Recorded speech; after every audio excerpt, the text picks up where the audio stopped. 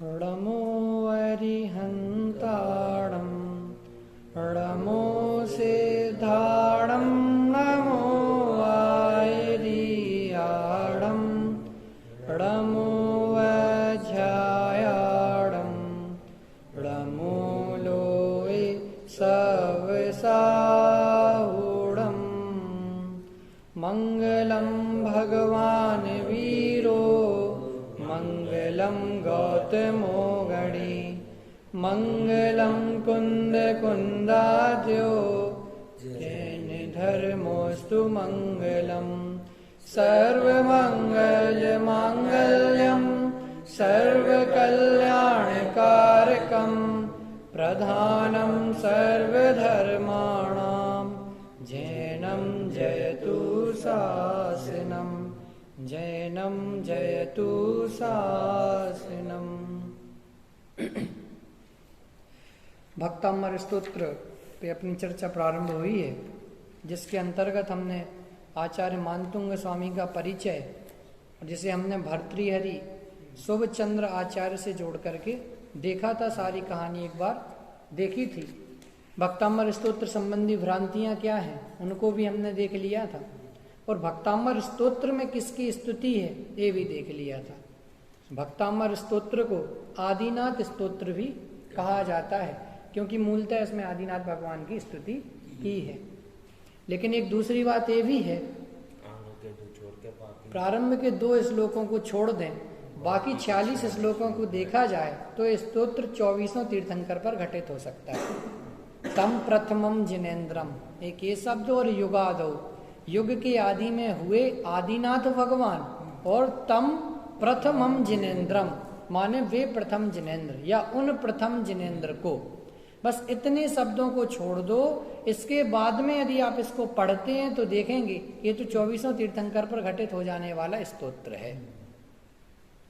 बात समझ में आई ना? स्तोत्र की परिभाषा भी बताई थी, स्तुति की परिभाषा, भूता भूत गुणोद भावनम स्तुति, कि भगवान में जो भूत माने हैं और अभूत माने जो नहीं है, ऐसे गुणों का कथन करना वो स्तुति है। देखो, जो गुण हैं और नहीं भी हैं उनका कथन करो तो स्तुति, जो अवगुण नहीं है उन अवगुणों का कथन करो तो अवर्णवाद। बात समझ में आई ना? अवर्णवाद और स्तुति, स्तुति में भगवान के गुणों का कथन किया जाता है, भले ही वो गुण हैं कि नहीं है तो भी चलेगा। बात समझ में आई ना? लेकिन अगर चर्चा अवर्णवाद किया है तो वहां पे क्या होगा कि भाई साहब जो अब कि भगवान में अवगुण तो वैसे भी नहीं है, लेकिन फिर भी यदि अवगुण आप कहते हैं तो वो उनका अवर्णवाद है, क्योंकि उनमें वैसा दिखाई नहीं देता। गुण वैसे नहीं दिखाई दें तो बड़ी तो भी तो कोई बात नहीं है, लेकिन यदि अवगुण नहीं है और उसकी आप चर्चा करते हैं तो वो अवर्णवाद की श्रेणी में आएगा। बात समझ में आई ना? कल 2 श्लोकों को देखा था, पहले और दूसरे को। पहले श्लोक में भगवान की 3 विशेषताएं बताई थी, कि झुके हुए देवताओं के मुकुट की मणियों को प्रकाशित करने वाले, जैसे एक सामान्य भाषा में देखा था कि चमक को भी और चमकदार बना रहे हैं। बात समझ में आई ना? तो प्रकाशित करने वाले, तो भक्तामर प्रणत मौली मणि प्रवाणाम उद्योतकम। दूसरी विशेषता थी दलित पाप तमोवितानम, कि पाप रूपी अंधकार के समूह का नाश करने वाले। तीसरी विशेषता क्या थी? आलम्बनम भव जले पतताम जनानाम, कि संसार सागर में डूबते हुए, गिरते हुए, पड़ते हुए लोगों के लिए शरणभूत है, हस्तावलंबन है।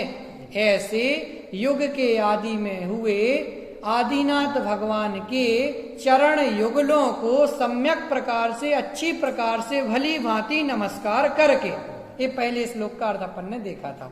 फिर दूसरा श्लोक क्या था? यहा संस्तुतः सकल वाङ्मय तत्वबोधात् उद्भूत बुद्धि पटुभि सुरलोक नाथै स्तोत्रैर जगत्त्रतय चित्त हरई उदारई स्तो से किलाह किल अहम अपि तम प्रथमम जिनेन्द्रम। ठीक है, कि ऐसे आदिनाथ भगवान को नमस्कार करके फिर सकल वांग्मय तत्व बोधात, कि संपूर्ण जिनवाणी के तत्व ज्ञान से, वांग्मय माने जिनवाणी, सकल माने संपूर्ण, और तत्व बोधात माने तत्व ज्ञान से। तो संपूर्ण जिनवाणी के तत्व ज्ञान से सकल वांग्मय तत्व बोधात उद्भूत प्राप्त हो गई है, ठीक है, अथवा प्रकट हो गई है। क्या प्रकट हो गई है? बुद्धि पटुभी, कि बुद्धि की कुशलता, बुद्धि की चतुराई जिनको प्रकट हो गई है। संपूर्ण जिनवाणी के तत्व ज्ञान से जिनको बुद्धि की चतुरता प्रकट हो गई है, किनको? सुरलोकनाथई, ऐसे देवेंद्रों के द्वारा। बात समझ में आई ना? सुरलोकनाथ क्यों? हमें तो अल्प ज्ञान है, वो सौधर्मेंद्र तो उधर भगवान का आसन कंपायमान होता है, अवधि ज्ञान से जान लेता है। बात समझ में आई ना? और हमसे बड़ा श्रोता तो वो है, हम तो एक जगह बैठ के भी सुनते हैं, वो भी नहीं सुन पाते, उसमें भी नींद आती है। लेकिन वो जाकर के आपको जहां जाना हो, जहां के समोसरण में जाना हो, वहां जा सकता है। बात समझ में आई ना? तो वहां जाकर के दिव्य ध्वनि का लाभ ले लिया, सब कर लिया, और बड़े से बड़े प्रवचन सुन लिए, और अपने अवधि ज्ञान से सब कुछ जानने में वैसे भी आ जाता है, जान लेता है। वो सर्वासिद्धि के देव उधर जाकर के उतने ऊपर तक जाकर के क्या होता है, जितने जितने ऊपर पहुंचते जाते हैं हाइट कम हो गई, लेकिन क्या हुआ कि जितने सागर तक, 33 सागर तक रहेंगे तो केवल और केवल तत्व ज्ञान की ही चर्चा करेंगे, और कोई चर्चा नहीं होती। बात समझ में आई ना? तो संपूर्ण जिनवाणी के तत्व ज्ञान से जिनको बुद्धि की कुशलता प्राप्त हो गई है, ऐसे सुरलोकनाथई, ऐसे देवेंद्रों के द्वारा, ऐसे देवेंद्रों के द्वारा क्या? जगत त्रय, तीनों लोकों के चित्त माने मन को, हरई माने हरण करने वाले, उदारई स्तोत्रई, उदार माने गंभीर। मैंने क्या कहा था कि समुद्र कैसा होता है? गंभीर होता है। क्यों क्यों होता है गंभीर? क्योंकि जगत में जितनी भी दिखाई देती हैं नदी नाले, सब जाकर के समुद्र में मिलते जाते हैं, लेकिन समुद्र को कोई फर्क नहीं पड़ता, वो अपनी वैसी की वैसी स्थिति में बना रहता है। बात समझ में आई ना? तो गंभीर इतना विशाल है, उसके भीतर कितना भी कुछ आ जाए लेकिन उसमें कुछ भी हानि नहीं होती। ऐसे गंभीर स्तोत्र, बड़े बड़े विशाल काय स्तोत्रों के द्वारा यह संस्तुतः, जो स्तुति की गई है, ऐसे तम प्रथमम जिनेन्द्रम, ऐसे उन आदिनाथ जिनेन्द्र की, किल माने वास्तव में, अहम माने मैं, अपी माने भी, स्तुति माने स्तुति करूंगा। बोलिए एक बार दोनों श्लोकों को बोलिए, फिर तीसरे चौथे पे अपनी चर्चा करते हैं।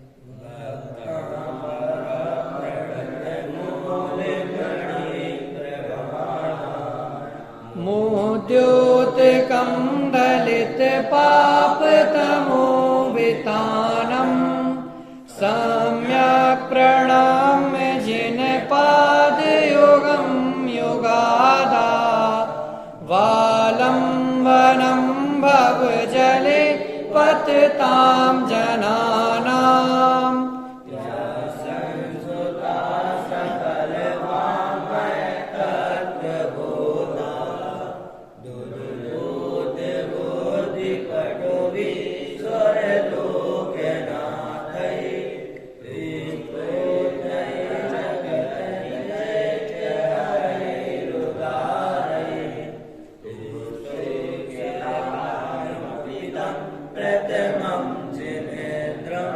चलिए अब छंद नंबर 3 निकालते हैं। देखें तीसरे छंद में क्या चर्चा करते हैं कि पहले और दूसरे छंद में स्तुति की, लेकिन वहां पे भी आचार्य देव ने अपनी अल्पज्ञता ही प्रदर्शित की। हमारे जैसे नहीं बहुत बड़े बन गए। उन्होंने क्या कहा कि ऐसे जिनको जिनवाणी का तत्व ज्ञान प्राप्त हो गया है, ऐसे देवेंद्रों के द्वारा जिनकी स्तुति की गई है, उनकी स्तुति मैं भी करूंगा। बात ख्याल में आई ना? अब तीसरे श्लोक में अपनी असक्तता को बताते हुए कह रहे हैं, वो कहेंगे कि मेरी इतनी सामर्थ्य नहीं है, फिर भी प्रयास कर रहा हूं, और उसके लिए उदाहरण भी वो देंगे। देखें, बोलिए एक साथ। बोध्या विनापि विबुधार्चित पाद पीठ, स्तोतुम समोद्यत मतिर् विगतत्र पोहम, वालम विहाय जल संस्थित बिंदु बिंब मन्यः कयेच्छति जनः सहसा ग्रहीतुम्। कि क्या कह रहे हैं, देखें, बुद्ध्या बिना अपि, बुद्धि के बिना भी, क्या कहा, बुद्ध्या बिना अपि माने बुद्धि के बिना भी। अब बुद्धि के बिना भी माने आचार्य देव में कुछ भी बुद्धि नहीं थी, कोई ज्ञान नहीं था आचार्य देव में, फिर क्यों लिखा बुद्ध्या बिनापि। जैसे लिखा ना कि साहब वो एक प्रदेशी है तो उसको कह देते हैं रावे इसमें कोई प्रदेश ही नहीं है, ठीक है ना, अप्रदेशी कह दिया जाता है। यदि एक द्रव्य के असंख्यात प्रदेश है और असंख्यात प्रदेशी द्रव्य की तुलना में इसके एक प्रदेश है, बात ख्याल में आई ना, तो क्या कह देते हैं साहब तो अप्रदेशी है। अप्रदेशी का सामान्य अर्थ देखें तो उसमें तो कोई प्रदेशी नहीं है, बात ख्याल में ही ना। ऐसे ही कि साहब अब वो संबोधन करेंगे ना विबुधार्चित कि बृहस्पति जो गुरु कहे गए हैं, देवताओं के गुरु बृहस्पति कहे गए हैं, बात समझ में आई ना। तो उनके माध्यम से तो इतनी बड़ी बड़ी स्तुति की गई है, तो उनकी तुलना में तो मैं कई गुना कम हूं या बहुत अल्पज्ञ हूं, बात समझ में आई ना। जब तक सर्वज्ञ नहीं बनते सभी अल्पज्ञ हैं, लेकिन उनकी तुलना में मैं अल्पज्ञ हूं। तो जिनके माध्यम से आपकी स्तुति की गई है उनकी तुलना में मैं अल्पज्ञ हूं, इस अपेक्षा से यहाँ पे बुद्ध्या बिना अपि इस शब्द का प्रयोग किया गया है। तो क्या लिखते हैं कि बुद्धि के बिना होने पर भी, अब आगे देखना, विबुध अर्चित, विबुध माने है बृहस्पति। देखो बृहस्पति को देवताओं का गुरु कहा जाता है। मैंने थोड़ा सा बहुत देखा तो हिंदू धर्म में तो यही कहते हैं बृहस्पति देवताओं और इनके बीच में संधि कराने वाले हैं, और बृहस्पति को शिक्षक उनके में भी माना गया है। शिक्षक की संज्ञा दी गई है और किसी को शिक्षक की संज्ञा नहीं दी गई है। और दूसरे ग्रहों के दृष्टिकोण से देखा तो इस ब्रह्मांड में सबसे भारी ग्रह बृहस्पति है, इस अपेक्षा से गुरु इस शब्द का प्रयोग किया गया, ठीक है ना। तो विबुध अर्चित माने बृहस्पति जिनको देवताओं का गुरु कहा जाता है, उनके माध्यम से अर्चित माने जिनकी अर्चना की गई है, ऐसे पादपीठ, पादपीठ माने सिंहासन, ठीक है ना, वो पीठ विराजमान करते हैं अपन प्रक्षाल के समय, अभिषेक के समय, ठीक है ना, इस पे भगवान को बैठाते हैं। तो पादपीठ माने सिंहासन, चरण रूपी सिंहासन जिनका, ठीक है। तो विबुधार्चित माने बृहस्पति के द्वारा अर्चित है, पूजित है, पादपीठ माने चरण रूपी सिंहासन जिनका, ऐसे हे आदिनाथ भगवान, ऐसे कौन है, आदिनाथ भगवान, ऐसे हे जिनेश्वर देव। देखो आचार्य देव का एक प्रयोजन ये भी हो सकता है क्या, कि हमें स्वर्ग की कीमत बहुत आती है, हमें स्वर्ग की महिमा बहुत आती है। साहब देखो तो 33 सागर की आयु है तो 33,000 सालों में ऑटोमेटिक अमृत जड़ जाएगा, बिल्कुल भूख ही नहीं लगेगी, बिल्कुल प्यास ही नहीं लगेगी। देखो इतनी सारी रानियां, सौधर्मेंद्र के 32 लाख विमान होंगे हैं, उसके 28 लाख विमान होंगे, इतने इतने हेलीकॉप्टर उड़ेंगे, मजा आएगा देखने में, इतनी संपदा तो हमारे पास में होना ही चाहिए। तो स्वर्ग की कीमत आती है। तो आचार्य देव कह रहे हैं कि स्वर्ग में कोई दम नहीं है, कोई महत्व की बात नहीं है वो स्वर्ग का मिल जाना। कह रहे हैं उस स्वर्ग के देवता लोग तो जिनेंद्र भगवान के चरणों में ऐसे ही पड़े रहते हैं, बात समझ में आई ना। पहले में लिख दिया झुके हुए देवता, और इधर क्या लिख दिया, बुद्ध्या विनापि विबुधार्चित पादपीठ, कि बृहस्पति देवताओं के गुरु के माध्यम से जिनकी पूजा की जा रही है, बात समझ में आई ना। तो देवेंद्रों के द्वारा पूजित अथवा देवताओं के गुरु बृहस्पति के द्वारा पूजित है चरण रूपी सिंहासन जिनका, ऐसे हे जिनेश्वर देव, ऐसे हे आदिनाथ भगवान, बुद्ध्या बिना अपि, बुद्धि के बिना होने पर भी, अहम बुद्ध्या बिना अपि स्तोतुम, स्तोतुम माने स्तुति करने के लिए, क्यों नमी, कौन सा तुमुन प्रत्यय, स्तोतुम तुमुन प्रत्यय के लिए, तो स्तुति करने के लिए, समुद्यत माने उद्यत हुआ हूं, अच्छे प्रकार से भली भांति में उद्यत हो गया हूं, ठीक है ना, कि बुद्धि के बिना होने पर भी अथवा अल्पज्ञ होने पर भी मैं आपकी स्तुति करने के लिए उद्यत हुआ हूं। विगतत त्रपः अहम, विगत माने क्या है, छूट गया है, ठीक है ना, अथवा विगत त्रपः की लज्जा रहित हो गया हूं, लज्जा रहित, विगत माने रहित और लज्जा, त्रपः माने लज्जा, तो निर्लज्जता पूर्वक, बात ख्याल में आई ना, कि साहब निर्लज्ज क्यों कहा अपने आप को? ऐसा नहीं है कि उनने कोई खोटा काम किया है। निर्लज्ज इसलिए कहा है कि देखो तो सामर्थ्य है नहीं। कोई लंगड़ा व्यक्ति कह रहा है कि हमें 1 लाख वजन का सुमेरु पर्वत लांघना है, कैसे लांग जाएगा भाई? नहीं लांग सकते हैं। कोई दोनों आंखों से अंधा व्यक्ति कह रहा है कि हमें कोई एक नई मूवी देखनी है। बात समझ में आई ना? तो यहाँ क्या कह रहे हैं कि मैं बुद्धि के बिना होने पर भी, अल्पज्ञ होने पर भी आपकी स्तुति करने के लिए उद्यत हुआ हूं। मति विगत त्रपोहम, कि इतनी कम बुद्धि होने के बाद भी विगत त्रपह, विगत त्रपह माने यह मेरी निर्लज्जता है, निर्लज्जता पूर्वक यह काम कर रहा हूं। देखिए कि विबुधार्चित पादपीठ, देवताओं के गुरु बृहस्पति के माध्यम से अर्चित माने पूजित है या पूज्यनीय है। पादपीठ माने चरण रूपी सिंहासन जिनका, ऐसे हे आदिनाथ भगवान बुद्धिया बिना अपि, बुद्धि के बिना होने पर भी अथवा बुद्धि से रहित होने पर भी अथवा अल्पज्ञ होने पर भी अहम, मैं स्तोतुम समुद्यत, कि मैं स्तुति करने के लिए उद्यत हुआ हूं।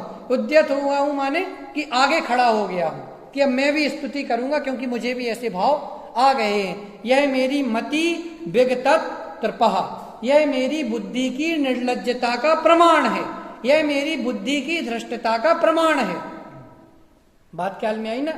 त्रपा माने लज्जा और विगत माने की लज्जा से रह जो हो गया है वो निर्लज्ज है, कि तुझ में कोई लाज शर्म नहीं है, तू तो बहुत निर्लज्ज आदमी है, मेरा बेटा बहुत निर्लज्ज है। ठीक है, तो यहां क्या कह रहे हैं? विगत त्रपह मति विगत त्रपह, कि यह मेरी केवल और केवल निर्लज्जता का, मेरी बुद्धि की निर्लज्जता का, धृष्टता का प्रमाण है। क्यों है? अब उदाहरण देते हैं। अये उदाहरण ये सभी ने सुना होगा, देखें। बालम विहाय जल संस्थित मिंदु बिंब, मन्यः कयेच्छति जना सहसा ग्रहीतुम, कि क्या कहते हैं कि बालम, बालम माने किसके बाल? बालम माने बालक, बालम माने बालक को, विहाय, विहाय माने छोड़कर, बालक को छोड़कर के जल, जल माने जलम, जल में, संस्थित माने अच्छी प्रकार से स्थित, इंदु जल संस्थितम इंदु बिंबम, जल में अच्छी प्रकार से स्थित, सम्यक प्रकार से स्थित, स्थित माने वो चंद्रमा उसमें स्थित आ नहीं गया है, माने अच्छी प्रकार से उसमें दिखाई देने वाला। तो जल में सम्यक प्रकार से स्थित, इंदु माने चंद्रमा के, बिंबम माने प्रतिबिंब को, माने जल में सम्यक प्रकार से दिखाई देने वाले, अच्छी तरीके से दिखाई देने वाले इंदु बिंबम माने चंद्रमा के प्रतिबिंब को, बालम विहाय माने बालक को छोड़कर, क्या कहा कि जल संस्थितम माने जल में स्थित चंद्रमा के प्रतिबिंब को, बालम विहाय बालक को छोड़ करके, मन्यः, मन्यः माने अन्य, ठीक है ना? अन्य, मन्यः पूछते तो मानने के अर्थ में प्रयोग कर देते, अन्य, इंदु बिंबम, ये यहां आ जाएगा। तो बिंब मन्यः माने बिंबम अन्यः, तो उस प्रतिबिंब को छोड़कर अन्यः माने अन्य, कहा, कहा माने कौन, इच्छति माने इच्छा करता है, कौन माने जनः, कि ऐसा कौन पुरुष है जो इच्छा करता है, किसको? सहसा ग्रहीतुम, उसको सीधे ग्रहण करने की, किसको? कि जल में स्थित चंद्रमा के प्रतिबिंब को, बालम विहाय बालक को छोड़ करके, अन्यः अन्य, कहा जना, कौन ऐसा पुरुष है, कौन ऐसा व्यक्ति है, कौन ऐसे लोग दिखाई देते हैं जो उसको सहसा ग्रहीतुम इच्छति, कि उसको देखते ही साथ सीधा ग्रहण करने की इच्छा रखते हैं। बात ख्याल में आई ना? तो ऐसी तो कोई बालक ही चेष्टा कर सकता है। अब आप लोगों ने यदि शायद तुलसीदास के ही छंद लिखे हैं, उनने लिखा है, मैया मैं तो चंद्र खिलौना ले हूं। अगर हिंदी साहित्य में पढ़ लिया हो, एमपी की तो 6वीं से 10वीं तक की किताबों में बहुत काव्य बातें हैं। तो मैया मैं तो चंद्र खिलौना ले हूं, कि वो तो रामचंद्र जी मचल गए कि मैया अब क्या करें, अब तो हमें केवल और केवल एक चंद्रमा का खिलौना चाहिए है। अब उसके लिए समझाते, नहीं बेटा कोई तुम्हारी फेवरेट डिश बना दे, नहीं सावे तो नहीं चलेगा, क्या पसंद है वो दे दे, नहीं चाहिए। हनुमान जी को बुला दे खेलने को, नहीं, उसके उनके साथ भी नहीं खेलना है। क्या किया जाए बताओ, कहीं सैर पे जाना है, सैर सपाटे पे, नहीं चाहिए। एक आध रावण दिला दे, नहीं वो रावण भी नहीं चाहिए, उससे तो बाद में निपट लेंगे। फिर क्या करना है, करना क्या है कि जो ये चंद्रमा का प्रतिबिंब इस पानी में दिखाई दे रहा है, इस जल में दिखाई दे रहा है, इस चंद्रमा के प्रतिबिंब को हमें ग्रहण करना है। तो अब क्या किया जाए, बच्चे तो बच्चे होते हैं, मन के सच्चे होते हैं, बात तो माननी पड़ेगी, नहीं तो लफड़ा है। तो क्या किया जाए साहब, तो बहुत सोचा, मंत्रीगण को बुला लिया गया, विचार विमर्श चला, बहुत बड़ी मीटिंग खड़ी हो गई, ठीक है। बाद में निष्कर्ष निकाला कि महाराज ये चांद तारे तोड़ लाऊंगा तुम्हारे लिए, ये तो बात बड़े में होती है, लेकिन सब समझदार हो जाते हैं कि सब टूटेंगे तो नहीं, लेकिन ठीक है। बात समझ में आई ना। तो अभी तो बालक है तो इच्छा तो पूरी करनी पड़ेगी, नहीं तो बालक मचल जाएगा। और श्री रामचंद्र जैसे व्यक्ति क्या, अभी तो बालक है। सब क्या किया जाए, एक पानी में जल को एक थाली में जल को भर दो और उसे रख दो, ठीक है ना। और उस जल में, उस थाली में पानी को भर करके रख दिया और उनने अपने हिसाब से चंद्रमा को तोड़ मरोड़ डाला। बात समझ में आई ना। तो क्या है कि बालक को छोड़ करके ऐसी चेष्टा कौन कर सकता है। अगर यदि ऐसी चेष्टा हम करते हैं तो मूर्ख ही कहे जाओगे और कुछ नहीं कहे जाओगे। बात ख्याल में आई ना। अब कोई बालक ये भी कह दे कि साहब हमें तो किसी गधे को देखना है, लेकिन उसमें सींग नहीं है, वो सींग लगाओ, कुछ हो जाए। तो बालक की तो बालक जैसी चेष्टा है, अरे बच्चा है चल जाएगा। लेकिन अगर तुम ऐसी चेष्टा करोगे तो मूर्ख कहे जाओगे, अज्ञानी कहे जाओगे, कैसा मूर्ख आदमी है, पागल खाने में डलवा दो इसको कहीं। बात समझ में आई ना। तो क्या कह रहे हैं कि मैं बुद्धि के बिना होने पर भी, अल्पज्ञ होने पर भी क्या करने के लिए, आपकी स्तुति स्तोत्र करने के लिए उद्यत हुआ हूं, तत्पर हो गया हूं। यह तो मेरी निर्लज्जता का, धृष्टता का प्रमाण है। क्यों? क्योंकि जल में स्थित चंद्रमा के प्रतिबिंब को देख करके उसको ग्रहण करने की इच्छा तो कोई बालक ही कर सकता है, अन्य कोई बड़ा पुरुष नहीं कर सकता। बात समझ में आई ना। तो यहां ऐसा कहना चाह रहे हैं। देखिए एक बार शाब्दिक अर्थ देख लेते हैं। बुद्धिया माने बुद्धि के, बिना माने रहित होने पर भी, माने बुद्धि के बिना होने पर भी, विबुध माने देवताओं के गुरु जो बृहस्पति हैं, उनके माध्यम से अर्चित माने पूजनीय है। पादपीठ, पादपीठ माने चरण रूपी सिंहासन जिनका, स्तोत्रम माने स्तुति करने के लिए, समुद्यत माने मैं तत्पर हुआ हूं। मति, यह तो मेरी बुद्धि की, विगत त्रपः माने लज्जता का प्रमाण है। अहम माने मैं, बालम माने बालक को, विहाय माने छोड़ करके, जल संस्थितम जल में स्थित, इंदु बिंबम चंद्रमा के प्रतिबिंब को, अन्य कहा जना अन्य कौन से ऐसे लोग हैं, ऐसे कौन से पुरुष हैं जो उसे सहसा ग्रहीतुम अचानक देख करके सीधा ग्रहण करने के लिए इच्छति माने उसकी इच्छा करने लग जाता है। बोलिए श्लोक।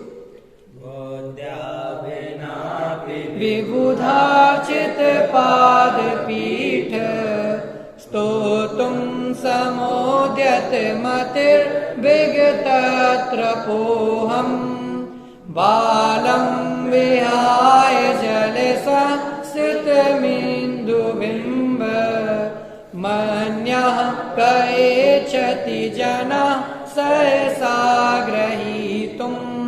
अन्वयार्थ पढ़ लेते हैं नीचे। विबुधार्चित पादपीठ, सुरेंद्रों द्वारा पूजित है पादपीठ, चरण या सिंहासन जिनका, ऐसे है जिनेश्वर देव। बुद्धिया विना अपि, बुद्धि विहीन होने पर भी, अहम स्तोत्रम समुद्यत मति, मैं आपकी स्तुति करने के लिए तत्पर हुआ हूं।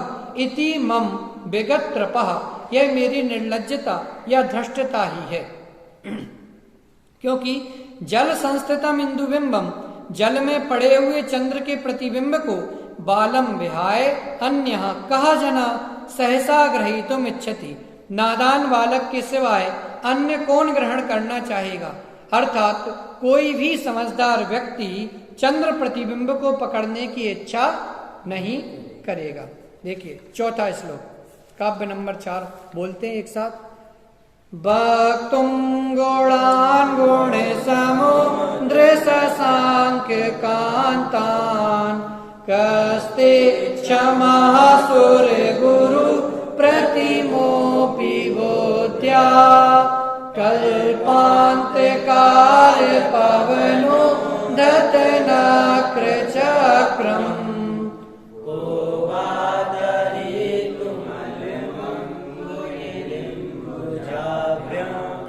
अब चौथे में फिर उदाहरण दे रहे हैं कि हे प्रभु, आप में तो अनंत गुण हैं और मैं अल्प गुण वाला व्यक्ति हूं।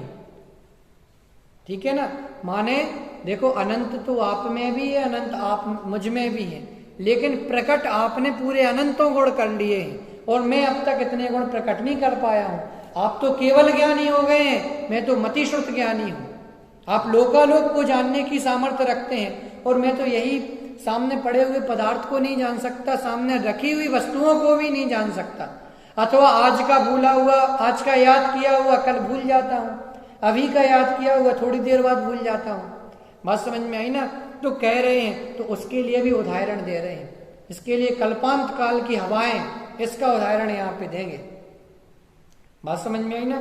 तो देखिए क्या कहते हैं, वक्तुम, वक्तुम माने वक्ता होते हैं कहने वाले, ठीक है ना, और वक्तुम माने कहने के लिए। ठीक है, तो वक्तुम माने बोलने के लिए अथवा कहने के लिए। किसको? गुणान माने गुणों को, तो गुणों को कहने के लिए। अब ये जो गुण समुद्र आगे लिखा है, ये गुण समुद्र संबोधन के रूप में लिखा गया है कि हे गुणों के समुद्र अथवा हे गुणों के रत्नाकर, हे गुणों के सागर। शशांक कांतान, शशांक कांतान माने, शशांक माने होता है चंद्रमा, शशांक माने चंद्रमा की, कांतान माने कांति के समान या कांति के जैसे। कस्ते, कस्ते किसको कस्ते? कौन सी संधि है बोलो सही है वैसे?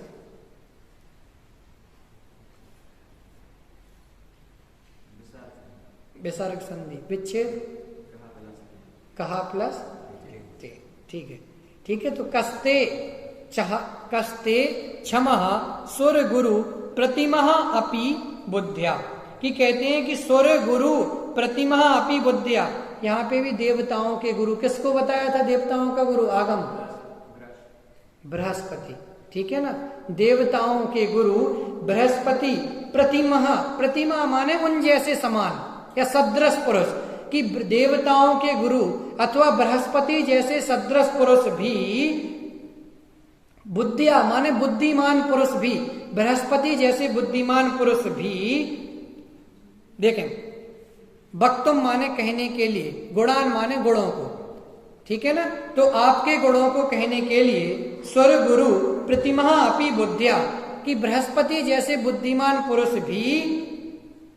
कह क्षमः, कह क्षमा माने कौन समर्थ है, माने बृहस्पति जैसे समान पुरुष भी समर्थ नहीं है, तो अन्य हम किसकी बात कर सकते हैं? तो गुण समुद्र, हे गुणों के समुद्र, हे गुणों के रत्नाकर। सुर गुरु प्रतिमा अपि बुद्धिया, बृहस्पति जैसे सदृश बृहस्पति सरीखे पुरुष भी। ते शशांक कांतान गुणान, वे गुण कैसे हैं? कि चंद्रमा की कांति के समान है। चंद्रमा की कांति के समान कैसे हैं? क्योंकि व्यक्त हो गए हैं। जब तक अव्यक्त थे तब तक आपके गुणों की कोई उपमा नहीं दी थी, क्योंकि दबे हुए थे, लेकिन केवल ज्ञान होने पर, आत्मा का अनुभव होने पर आपने संपूर्ण गुणों को प्रकट कर लिया है, तो वे गुण कैसे एकदम प्रकाशित होने लगे, जगमगाने लगे हैं। उन गुणों के माध्यम से सब जानने में आने लगा है। तो क्या कहते हैं कि शशांक कांतान माने चंद्रमा की कांति के समान। ते माने उन, गुणान माने गुणों को। कह क्षमः माने वक्तुम, क्षमा माने कहने के लिए कौन समर्थ है, माने कोई समर्थ नहीं है। माने देख दिया कि जब देवताओं का गुरु बृहस्पति, जब वो ही समर्थ, अब केवल ज्ञानी अपने मुंह से तो अपने गुणों का बखान करेंगे नहीं। अब उनके बाद देवताओं की चर्चा आ गई, तो कह रहे कि देवताओं में भी जो श्रेष्ठ है, देवताओं का शिक्षक जिसे कहा जाता है, जो सब कुछ जानने वाला है, ऐसे बृहस्पति भी जब आपके गुणों को कहने में समर्थ नहीं है, तो फिर हम और किसकी बात कर सकते हैं? इसलिए प्रतिमा शब्द का प्रयोग कर दिया कि बृहस्पति के सदृश माने उनके जैसे समान पुरुष भी, बृहस्पति के समान पुरुष भी अथवा बृहस्पति के जैसे देवता भी आपके गुणों को कहने में समर्थ नहीं है, फिर और किसकी बात हम करते हैं। ठीक है ना। तो संबोधन क्या किया कि गुण समुद्र, हे गुणों के समुद्र, हे गुण सागर, हे गुणों के रत्नाकर, सुर गुरु प्रतिमा अपि बुद्धिया, देवताओं के गुरु बृहस्पति, माने उनमें जितनी बुद्धि है उस बुद्धि के माध्यम से उसके उस ज्ञान के द्वारा भी आपके गुणों का वर्णन करते रहे। आपके गुण कैसे हैं? ते शशांक कांतान ते गुणान, ऐसे चंद्रमा की कांति के समान ते गुणान, उन गुणों को वक्तुम क्षमः कहने में समर्थ नहीं है। माने इस शब्द का प्रयोग कर दिया प्रतिमहा, कि उनके समान पुरुष भी जब समर्थ नहीं है तो हम कौन से खेत के मटर होते हैं। बात ख्याल में आई ना, कि बृहस्पति जैसे पुरुष ही समर्थ नहीं है तो अब तुम लग जाओ कि हम तो साहब 1008 नामों से स्तुति कर। अरे भाई, सौदामिंद्र भी जाता है भगवान की 1008 नामों से स्तुति करता है और 1008 आंखों से स्तुति करता है।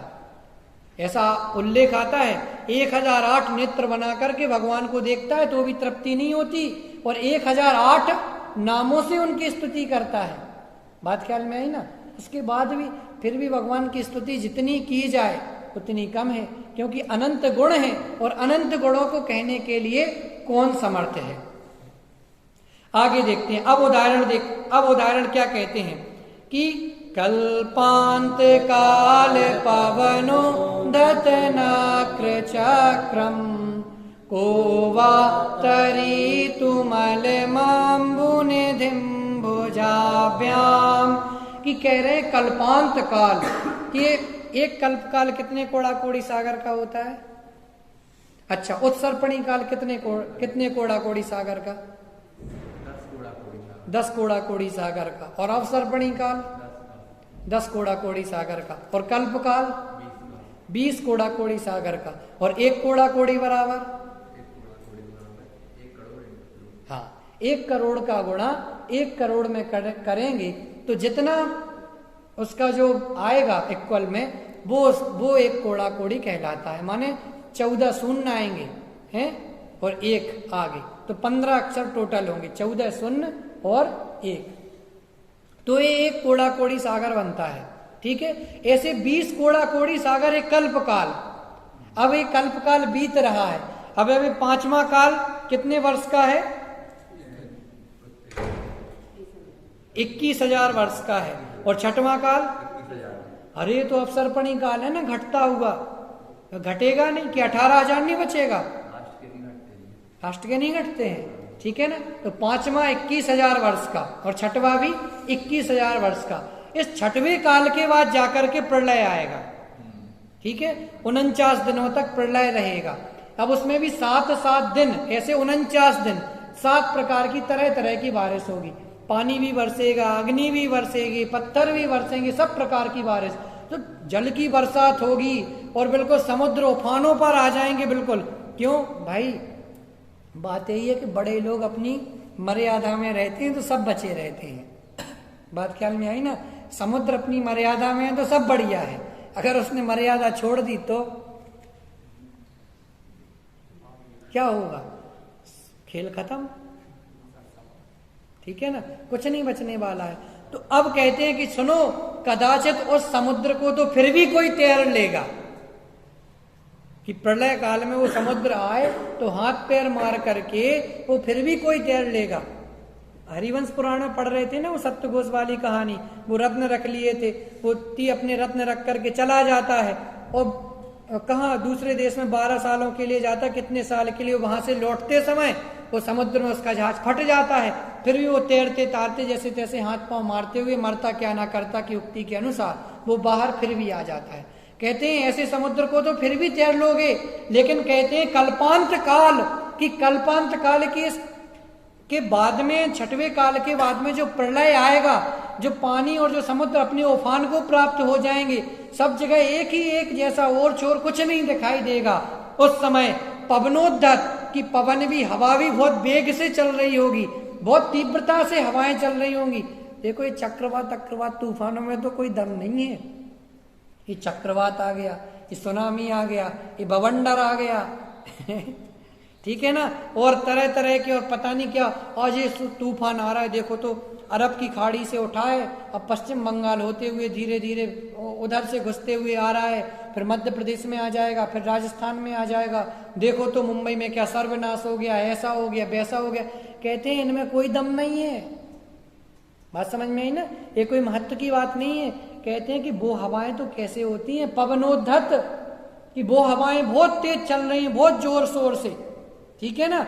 वो कह रहे हैं कि उसमें भी क्या है कि सबसे पहली बात तो समुद्रों ने मर्यादा छोड़ दी है, चारों तरफ पानी ही पानी भर गया है, कुछ दिखाई नहीं दे रहा है, और उसमें भी हवाएं चल रही हैं, कुछ नहीं सूझ रहा है, चारों तरफ से बस पानी भी ऐसे ऐसे अपने उफान को प्राप्त हो रहा है, नैया डांवाडोल हो रही है। कहते हैं फिर भी तैर लोगे एक प्रकार से। लेकिन कहते हैं अब तीसरी बात क्या कहते हैं कि उसमें भी नक्र, नक्र माने मगर, और चक्र माने उनका समुदाय, सिद्ध चक्र विधान, सिद्धों का समुदाय। तो कहते हैं नक्र चक्र कि उसमें भी मगरमच्छों का समुदाय, माने हजारों मगरमच्छ अपने आसपास हैं। अब ऐसे समुद्र में तैर के कौन बता सकता है? बोलो प्रिंस, तुम अच्छे स्विमिंग पूल में खूब तैर लोगे, खाली स्विमिंग पूल में तो बढ़िया मजा आ जाएगा, ठीक है ना। आज पानी पानी है, ठीक है ना, तो बढ़िया गाने भी गाते रहोगे, आज डॉट डॉट पानी है, फलाना है, ढकाना है, सब कर लोगे।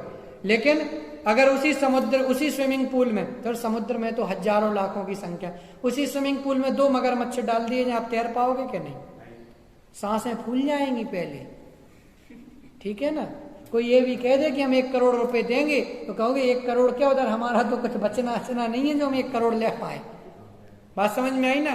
तो क्या कह रहे कि कल्प, एक तो कल्प काल, उसका भी अंत, उसमें भी वो समुद्र उफानों पे वो प्रलय काल की स्थिति बन गई है, उसमें भी हवा बहुत जोरों शोरों से चल रही है। तो पानी भी जब हवा आता है, हवा बहुत जोर शोर से चलती है, तो समुद्र भी ऐसे ऐसे होते हैं। आपने देखा होगा जहाज जब चलते हैं, अगर कोई सुनामी है, तूफान है, तो जहाज भी ऊपर नीचे ऐसे ऐसे होने लगते हैं।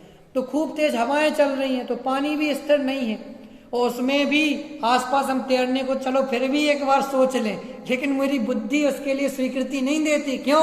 आसपास वो मगरमच्छ, घड़ियाल और तरह तरह के जीव जंतुओं का समुदाय दिखाई दे रहा है। बात ख्याल में आई ना।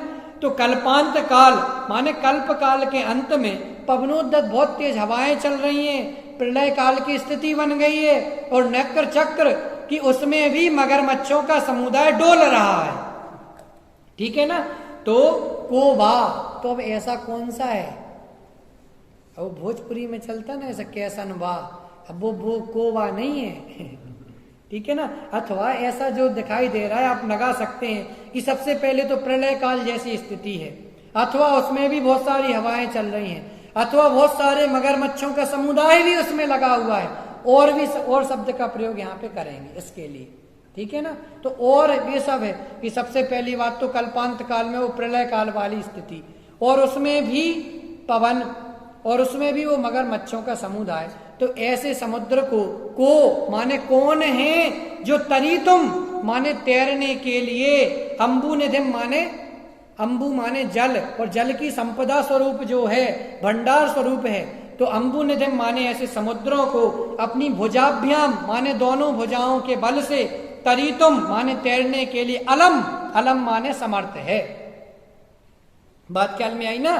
तो जिसमें ऐसे हजारों मगरमच्छ जीव जंतु आसपास तैर रहे हों, पहले से ही वो तैर रहे हैं, उनकी जगह हम कैसे ले ले में, वो तैर रहे हैं, तैरने में लगे हुए हैं, उसमें भी बहुत तेज हवा चल रही है, और उसमें भी इतना सारा पानी, प्रलय काल जैसी स्थिति है। तो ऐसे समुद्र को अपनी दोनों भुजाओं के माध्यम से कौन ऐसा पुरुष है जो तैरने के लिए समर्थ है? ये उदाहरण है, और इसका सिद्धांत ऊपर क्या दिया है। ऐसे ही जिनेंद्र भगवान आपके गुणों रूपी समुद्र को, जिसको बृहस्पति जैसे बड़े बड़े सूरमा और बड़े बड़े बुद्धिमान कहे जाने वाले जीव भी, देवता गण भी, जब आपके गुणों का वर्णन नहीं कर सके, तो हम कौन से खेत की मटर होते हैं जो उनका वर्णन कर पाए? अर्थात उनके गुणों का वर्णन करने में समर्थ नहीं है, ठीक है। चलिए देखें, तो गुण समुद्र माने हे गुणों के सागर, हे गुण रत्नाकर, आपके सुर गुरु प्रतिमा अपि बुद्धिया, कि बृहस्पति जैसे बुद्धिमान देवता गण भी आपके ते शशांक कांतान गुणान, आपके चंद्रमा के समान कांति वाले प्रकाशित गुणों को भी वक्तुम क्षमा कहने के लिए जब समर्थ नहीं है तो अन्य का क्षमा, तो अन्य ऐसे कौन से पुरुष हैं जो उसके लिए कहने में समर्थ हो सकते हैं। क्योंकि उदाहरण क्या दिया, कल्पांत काल पवनोद्धत नक्र चक्रम, की प्रलय काल के तेज नक्र चक्रम अर्थात तूफानी थपेड़ों से उछल रहे हैं मगरमच्छ, घड़ियाल आदि भयंकर जल जंतु, जिसमें ऐसे अम्बु निधिम माने समुद्र को, भुजाभ्याम तरीतुम माने दोनों भुजाओं से तैरने में, कहा अलम माने कौन समर्थ है, अर्थात कोई भी समर्थ नहीं। बोलिए श्लोक। वक्तुम गुणान गुण समुद्र शशांक कांतान,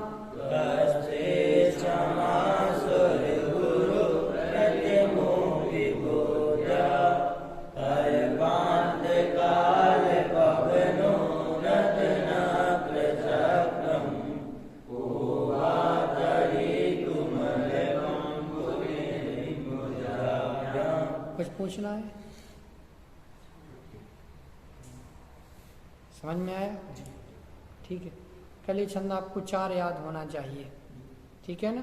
इसे पूछेंगे। अर्थ सहित याद होना चाहिए, प्रत्येक शब्द का अलग अलग अर्थ आपको ख्याल में आना चाहिए, ठीक है ना?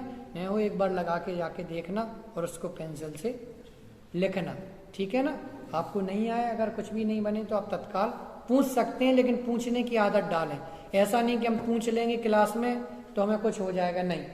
जिंदगी में एक हिसाब हमें तो सब बेवकूफ़ कहेंगे, नहीं। एक बार अज्ञानी, जीवन भर अज्ञानी बने रहने से अच्छा है कि एक बार अज्ञानी होकर के पूछ लो, ठीक है ना? फिर आप लोग तो विद्वान बन रहे हैं तो आपको वैसे भी हर चीज़ को पूछना चाहिए, आपको हर चीज़ ख्याल में होना चाहिए, ठीक है ना? चलिए, तो इस प्रकार से अपने 4 छंदों के ऊपर चर्चा होती है।